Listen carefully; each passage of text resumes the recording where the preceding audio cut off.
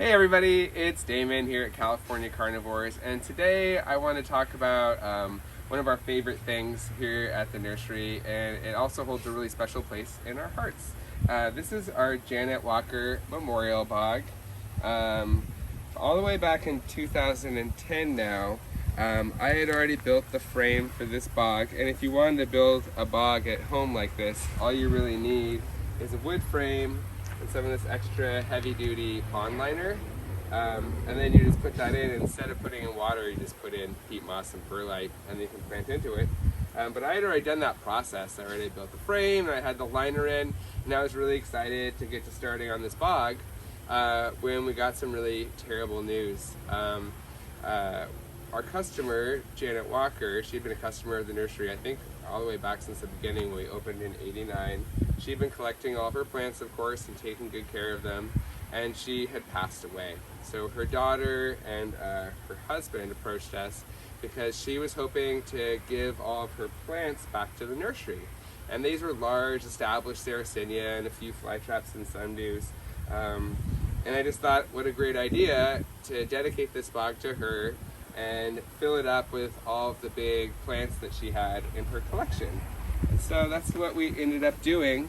And now it's, 2021, so it's actually been installed for 11 years.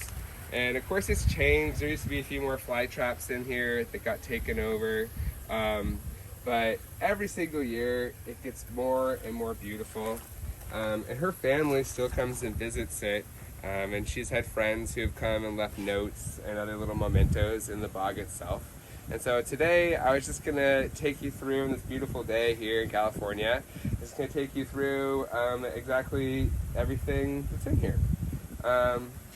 So I'll start with another plant, which is this stream orchid.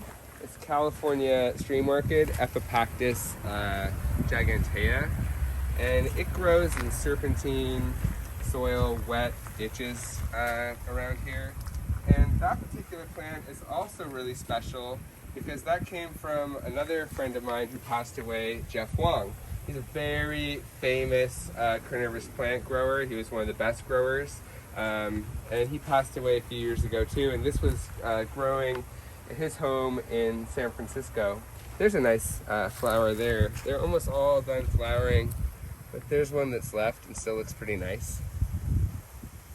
But this is such an impressive stand of that. They creep by underground little runners, and so they've totally filled up this bog and these big, this is all mounded sphagnum in here. When I put it in, it was completely level, and now it's totally mounded up. But yeah, these stream orchids are a really great companion, and we should have some for sale pretty soon. They die back in the winter and come back every spring, just like everything else here in this bog.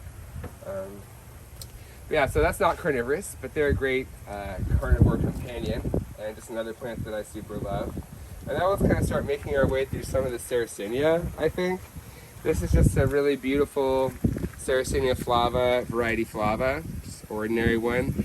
Flava, variety Flava means there's a little venation in the throat there. That's what that color variety means. And that's just very typical Flava, but looking really nice. I think this one actually might be a seedling that came up from some of these other ones, because we have had seedling plants pop up in here. This is the famous Saracenia Judith Hendel. That was a plant that was named by Peter D'Amato, my business partner and founder. It was given to us as a gift from a grower in England, Alan Hendel, when Peter opened the nursery in 1989. And he liked it so much that he named it after Alan's wife, Judith. And so that's how Saracenia Judith Hendel came about. It was also the first Saracenia that was ever put into mass production, into tissue culture. It happened in like 98 or 99, somewhere around there. And so lots and lots and lots of you are growing Saracenia Judith Hendel now, which is great because it's so beautiful. The pictures open up like white and lacy like that, and then they'll get really, really dark red when grown in full sun, so you get that contrast on the plant, and it makes a ton of pictures. So by the end of the summer, this will be a forest of really full Judith Hendel pictures. And that's about maximum height for Judith Hendel. I would say it doesn't get much taller than 14 inches, something like that. We'll keep coming around the side here. There's a couple nice Serocenia Purpurea subspecies Vinosa in here. There's a smaller one there, and then there's a big clump all up in here. These are all old, these are all Saracenia Vinosa seed pods. But you can see that was a big plant to make 1, 2, 3, 4, 5, 6, 7, 8, 9, 10, 11, 12, a dozen flowers. Oh, no, I missed these 3. 15 flowers on that big clump. Saracenia Vinosas are great plants for bogs. Just remember to fill them up with water. These other ones have a rain lid to keep the rainwater out, but those guys you actually have to fill up from overhead. Right next to that is this really amazing Drosera dichotoma giant. It's in the Bonata complex. You can see that whole thing is one sundew leaf, and that's the giant part. If you've ordered it from us, it's kind of hard to, notice from the ones we sell in the little 2-inch pots how big they're going to get actually, but this is how big dichotoma giant can get. And when grown in full sun like this, it's very, very upright actually. You can do them in big hanging containers and they'll hang down also in less light, but it's really amazing to see a big upright Drosera dichotoma giant. I mean, and that one is probably it was old when we put it in there, so it's at least a decade old now. And you can see they catch tons of bugs. There's a big green bottlefly on that leaf right there, and they just kind of hunt in packs. So there's so many leaves and it's so tangled up that they can pull down big butterflies, and all kinds of stuff will get tangled up in there and not be able to get out. But that's such a wonderful plant, especially for a large bog like this one. And then coming around here is just this huge clump of Serocenia Flava. Again, this one could be Flava Purpurea even. It's got a little bit of copperiness on top of the lid, which is what we call variety Purpurea, but not super dark. But I think this one here is a second clone. Yeah, that's a different clone there, with no coppery lid and just the typical Flava venation in the throat. But you can see these huge clumps of Flava. Again, I think her plants were about 10 years old when we got them, maybe a little older, and so you're looking at 30 plus years of growth, and we've never really split these up, so you can really appreciate how big these plants can get if you let them grow. And then down here is another Forklift Sundew that Peter and I both have always loved. It's Drosera dichotoma T-form. And we distinguish this one from the giant plant because although it gets pretty big, it never gets super huge. This is a huge mature clump of it, so this is as big as it will ever get. It still has that kind of golden olive green color that dichotoma giant has, and that's why we lump it in with that. But we call it T-form because typically it only branches once like that, just one T. On really big plants like this, sometimes it will branch once or twice. Sometimes you can find one with 4 points. I don't see one here today. There's one. There's a dichotoma T-form that's actually breaking the rules and not T-forming. Don't tell anybody. Back here, there's definitely, these are all little seedlings that have popped up and totally been born and grown in the bog. These are probably little 3-4-year-old seedlings. They probably fell off of these big plants here. There's a whole patch of Saracenia Miner. Janet had these really beautiful Saracenia Miners, and we tucked them all in back here. Saracenia Miner has these beautiful white spots, and those are actually light windows. So the lid slopes down. Unlike other Saracenia, the lid slopes down over the opening, and it shades the real way out. And so when the little insect, it's usually an ant actually in the wild, a lot of times it's ants in these, they're eating the nectar and they're getting intoxicated.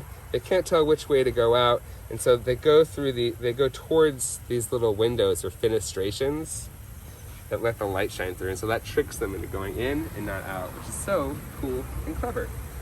Lots of our Saracenia Miner seeds that when we sell them come from these clumps also. And then up here is a very famous hybrid that Peter did probably 25 years ago. And this is Serocenia Leukophylla Red by Minor Giant. Jerry Addington, who's another very famous Saracenia breeder, he got one of these years and years ago, and he named it Prometheus. So when you see Prometheus around, and it's used in lots of crosses these days, that was actually our Leukophylla Red by Minor Giant. And that's always been a favorite cross of Peter's and ours, so we've kept lots of them. So we put this nice big one of Janet's right there in the middle. And this is the real Leukophylla Red, which is Peter's old original Leukophylla. He distinguished because it's a little redder than the ones he had. Back then there weren't a lot of plants in cultivation. And I can always tell the old Leukophylla Red by these kind of knock-kneed flowers. Usually they just come over and bend over once, but the Leuk Red, the old one, it always has these like twisty flowers. So that's how I can always tell it. And it's also just a really beautiful, robust Leukophylla. If you guys grow Saracenia at home, you probably know that this one puts up kind of its opening pictures in the springtime, which can be nice. Like these are obviously very, very nice. But they save their best pictures for late September, or early September, I'm sorry, to catch the harvest moon. So they'll wait until that super, super bright full moon. It's the brightest full moon of the year. And in that night, they'll time their biggest pictures to be even bigger than these, wider mouths, even wider. And they'll reflect that moonlight and draw in a ton of insects that are drawn to that reflected light, just like moths that are hitting your porch lights. So it's really a beautiful story. Why have just one giant Dichotoma giant when you can have two Dichotoma giants? There's another huge clump of that right here. And you can see that sometimes the leaves will go brown, and we can trim these old leaves away if we want to keep them looking clean. But again, nobody does that in the wild, so brown leaves are totally natural. And that's one of the really wonderful things about having the space to build a big bog like this, is it can become really natural. All kinds of different things will grow together and move around every single year. And so it just makes for a really wonderful experience to sit there and watch how it changes. Because of course this has changed like every single year. I think this is old Dana's Delight. So a lot of you guys always ask me how tall can Dana's Delight get, because this is another one that's been in mass production for a long time. And I mean, there's about 6 inches of soil here, but it's almost waist high. I mean, that one's probably about waist high. And Dana's Delight, of course, is really a beautiful, it's almost like a Leukophylla in shape and form, except for so dark red. And then I think we'll take you around the front here. Catch a couple more little things in the corner. These two guys, I think, were siblings. They were in Janet's collection. These are Serocenia Catastros. You can see there's this beautiful one here and that beautiful one there. Serocenia Catastros is the natural cross, the natural hybrid between Serocenia Flava and Serocenia Purpurea. It looks like a nice subspecies Vinosa. It's probably used in that cross.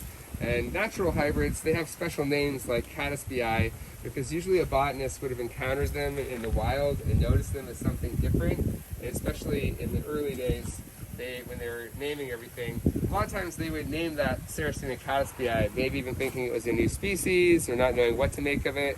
And then later they put an X in front of it and it would become Serocenia X Catastros, which lets us know that it's a hybrid that exists in nature, but obviously is a mystery species.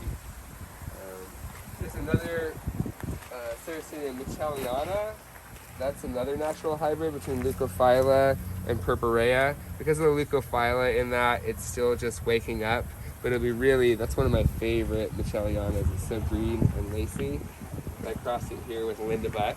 There's a little seed pod on that. So lots of these plants we actually use to make all the crosses that we sell. So these guys just keep adding and adding. Oh, and this might be, let's see. This looks like an Extreme Unction, probably a sibling to Extreme Unction, honestly. Back in the day, Peter named this old cross, this cultivar Saracenia Extreme Unction, which is very rare and amazing. But he also would have ended up with lots of siblings that he would have sold all the way back in the 80s. So I think that's probably a sibling to that plant if I was a betting man. Anyways, I think that's just about everything in this bog. I hope you enjoyed checking it out as much as I enjoyed showing it to you. Keep following us for lots more videos just like this one.